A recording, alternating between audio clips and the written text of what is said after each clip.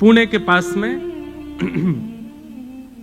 एक गांव है, उसका नाम है पुरंदरपुर। क्या नाम है? वहां पर एक व्यक्ति रहते थे, उनका नाम था पुरंदर। थे तो वो ब्राह्मण, लेकिन अपने स्वभाव से, अपने कर्म से बिल्कुल दूषित।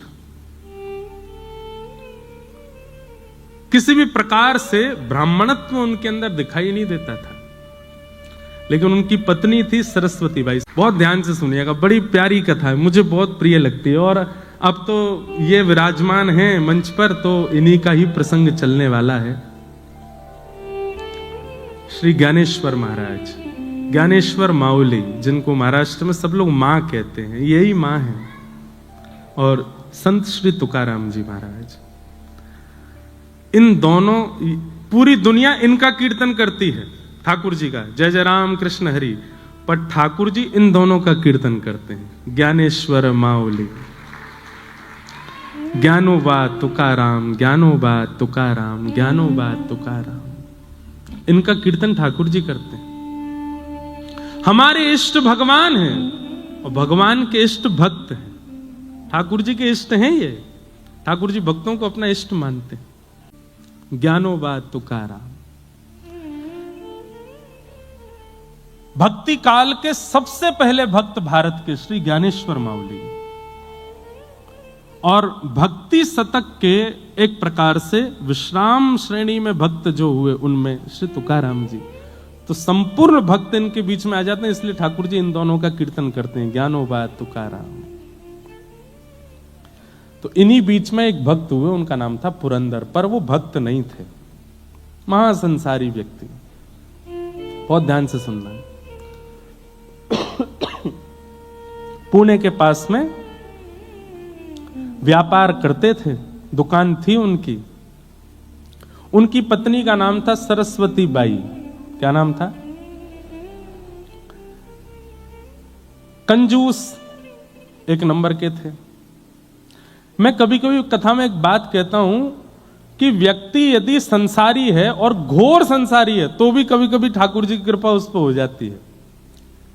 ये बिचले जो होते हैं ना, भक्त भी हैं संसारी भी हैं, उन पर ठाकुर जी कई बार दृष्टि कम करते हैं। या तो पूर्ण रूपेण भक्त हो या पूर्ण रूपेण संसारी हो। संसार प्रिय लगता है तो पूरे पूरे संसार के हो जाओ, ठाकुर जी प्रिय लगते हैं तो पूरे पूरे ठाकुर जी के हो जाओ। तो पुरंदर जी जो थे, ये पूरे पूरे संसारी थे, लेकिन इनकी पत्नी परम भक्त सरस्वती बाई। भगवान ने मन में विचार किया, न दान करता है, न पुण्य करता है, न किसी भी प्रकार की कोई सेवा करता है, बस ये पूरे दिन व्यापार करता है, धन कमाने में इसकी रुचि है, इस पर मुझको कृपा करनी है। न जाने कौन से गुण पर दया निधि रीझ जाते हैं, कौन से भाव पर रीझ जाए, क्या पता ठाकुर जी का। अच्छा, एक बात और मैं स्पष्ट कर दूं, महासंसारी तो है, महासंसारी है, लेकिन वैष्णव अपराध से बचा हुआ है, तो ठाकुर जी कृपा होगी। लेकिन महासंसारी है और वैष्णव अपराध भी करता है, तो ठाकुर जी कृपा नहीं होगी। ठीक है, संसार के विषय भोग विलास आदि सब में संलिप्त है, लेकिन अभी तक वैष्णव अपराध नहीं बना है उससे, तो हो सकता है कि ठाकुर जी की उस पर कृपा हो जाए। बंधुओं, भक्तों को किसी से नहीं डरना चाहिए सिवाय एक के, वैष्णव अपराध। कभी किसी भक्त का अपराध ना हो जाए, किसी वैष्णव का अपराध ना हो जाए, किसी भगवत स्वरूप वाले का आपसे अपराध ना बन जाए, बस इससे डरिएगा, और कुछ नहीं। हम तो हमेशा कथा में कहे, ठाकुर जी की भोग में कोई कटौती हो जाए चलेगा, ठाकुर जी के श्रृंगार में दिक्कत हो जाए चलेगा, ठाकुर जी की सेवा में दिक्कत हो चलेगा, पर ठाकुर जी का नाम गाने वाले किसी की सेवा में कभी कोई अपराध मत करिएगा, वो अपराध है, उससे ठाकुर जी क्षमा नहीं करते। तो पुरंदर दास जी जो थे, इनसे वैष्णव अपराध नहीं हुआ था अभी तक, लेकिन ये महासंसारी थे। एक बार ठाकुर जी के मन में आया कि मुझे इन पर कृपा करनी है, और किस लिए कृपा करनी है? क्योंकि पत्नी परम भक्ता है। तो ठाकुर जी एक दीनहीन से ब्राह्मण बनके, यही पंडरीनाथ भगवान दीनहीन से ब्राह्मण बनके पहुंच गए और पहुंच करके पुरंदर दास जी की दुकान पर जाके खड़े हो गए। पुरंदर दास जी बोले, कहो क्या चाहिए? सेठ जी, कुछ नहीं चाहिए, मैं तो एक गरीब ब्राह्मण हूं, मेरी बेटी विवाह के योग्य हो गई है, उसका विवाह करना है, पर जो वर पक्ष के लोग हैं उन्होंने कुछ मांगे रखी हैं, वैसा विवाह नहीं होगा तो विवाह टूट जाएगा, आप कृपा करके मेरी थोड़ी सहायता कर दो, मैं धीरे धीरे आपका कर्जा चुका दूंगा। पुरंदरदास जी बोले, तुमको पूरी नगरी में मैं ही मिलाऊं मांगने के लिए, कहीं और चले जाओ, किसी और से मांग लो। नहीं नहीं नहीं, आपके रूप से ऐसा लगता है आप बड़े दयावान हो, आप जल्दी कृपा कर दोगे, आप ही दे दो, कुछ दे दो मुझे। पुरंदरदास जी अपनी कुर्ता दिखा, देखो मेरा कुर्ता यहां से फट रहा है, मेरी धोती फट रही है, मेरी बैठने वाली जो गलीचा है वो भी फटा हुआ है, मेरे खुद की हालत ऐसी खराब है, मैं तुम्हारी सेवा कैसे करूं? नहीं नहीं महाराज, आप चाहेंगे तो सब हो जाएगा, मेरी थोड़ी कृपा कर दो, मुझे थोड़ा सा धन दे दो। पुरंदरदास जी बार बार अपने सेवकों कहें, इसको भगाओ यहां से, इसको भेजो यहां से, ये मांग रहा है, मैं मुझ में देना नहीं चाहता इसको। सब लोग इधर देखिएगा, ध्यान से सुनिएगा। लेकिन ठाकुर जी हट कर लें तो कौन समझा सके? यहां दुनिया के लोग जिद पे अड़ जाते हैं तो नाक में दम हो जाता है, ठाकुर जी अगर जिद कर लें, दुनिया बनाने वाले, तो उनको कौन समझाए? ठाकुर जी तो वहीं बैठ गए दुकान के बाहर ही, बोले जाऊंगा तो आपसे लेके ही जाऊंगा और कहीं नहीं जाऊंगा, और नहीं तो मेरी बेटी का ब्याह टूटेगा, उसका जो अपराध होगा वो आपको लगेगा। पुरंदर बोले, ये कोई बात है? जान ना पहचान, एक तो मुझसे पैसा मांग रहे हो, ऊपर से मेरे को दोष भी दे रहे हो। बोले दे दीजिए ना, आप सब कर सकते हैं। तो पुरंदरदास जी बोले, चलो एक काम करते हैं। बोले क्या?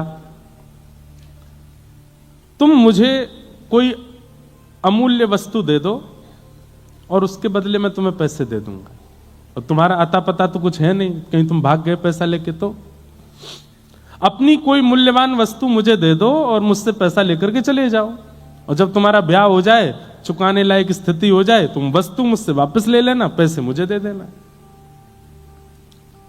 घनघोर कंजूसाई की पराकाष्ठा, दे ही नहीं सकते बिना किसी प्रयोजन के।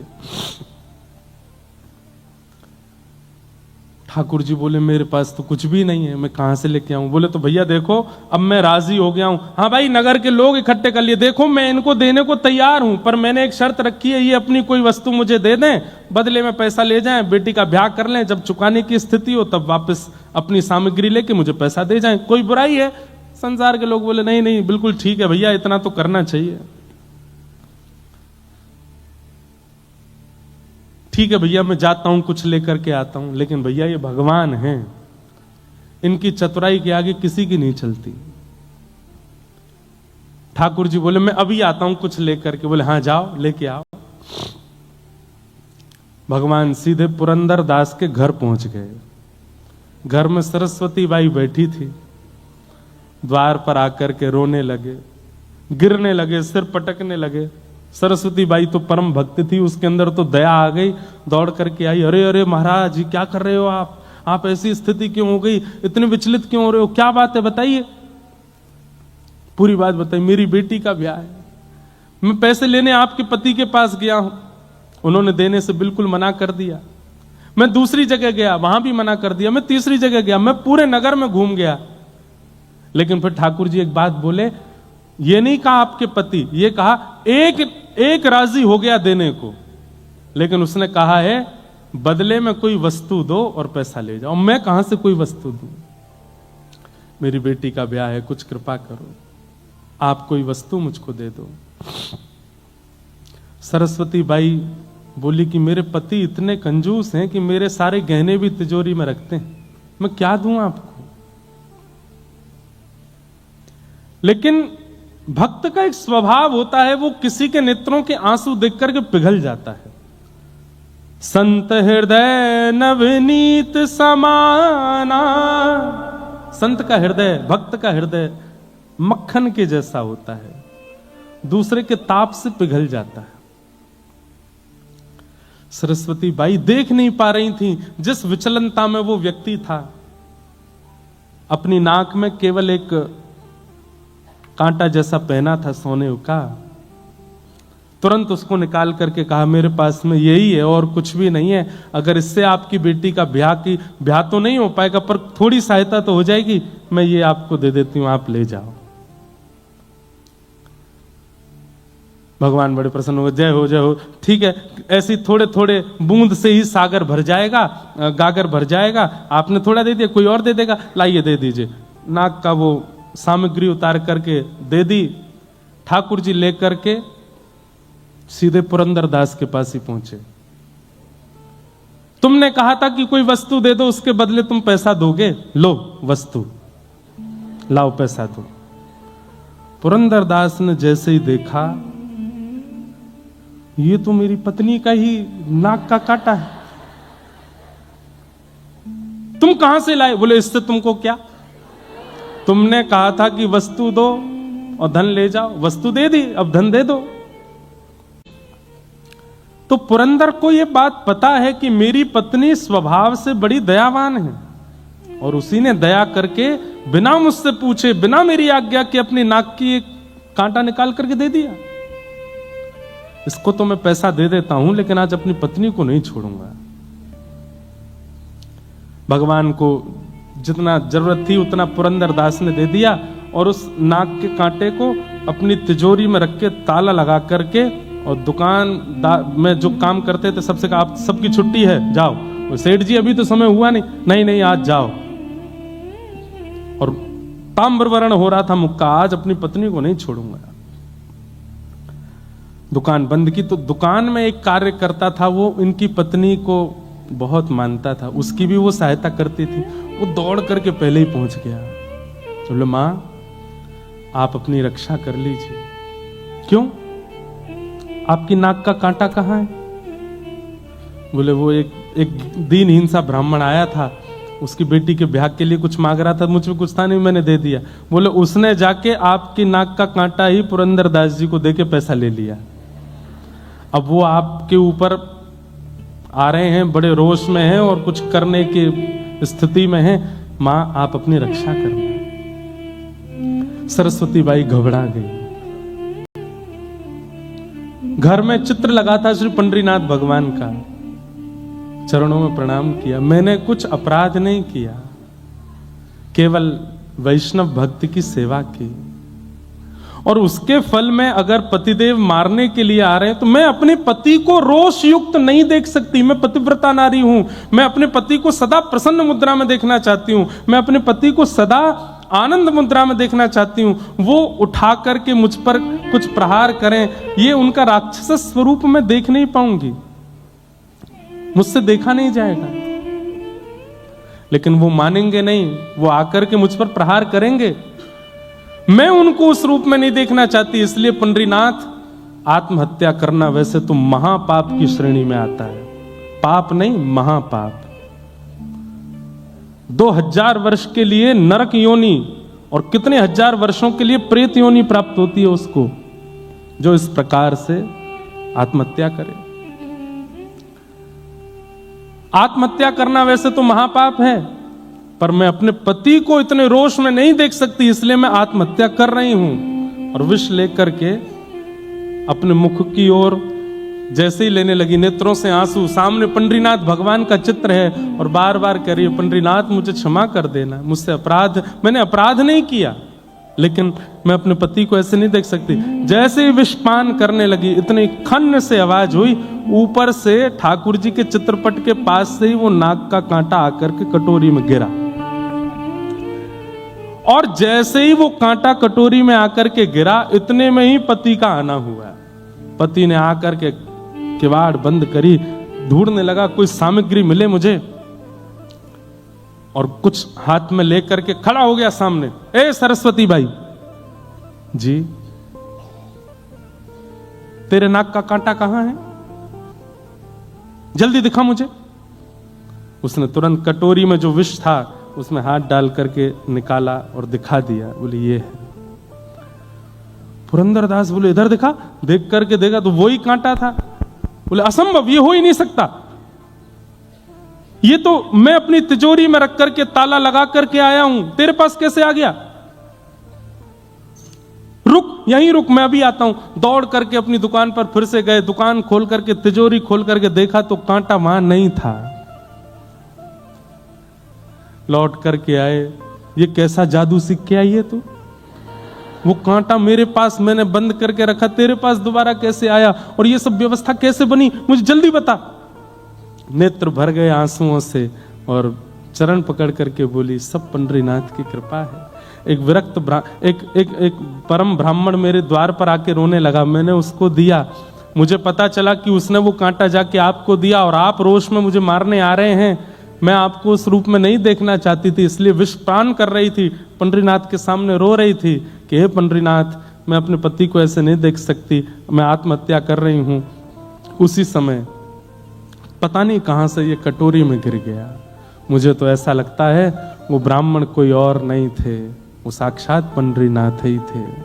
मुझे और आपको अपने चरणों में लगाने के लिए, स्वीकार करने के लिए, अंगीकार करने के लिए ये पूरी लीला की थी। पुरंदरदास के नेत्र बंद हो गए और वो छवि दिखने लगी, कैसे मेरी दुकान पर आकर के बार बार कह रहे थे कि धन दे दो, मेरी बेटी का ब्याह है, उसके लिए थोड़ी सेवा कर दो।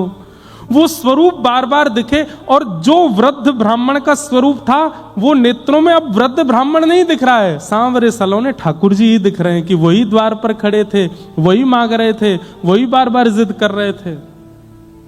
पुरंदरदास रोने लगा, पत्नी का हाथ पकड़ा, देवी अभी चलो। बोले कहां? बोले पंढरपुर चलो।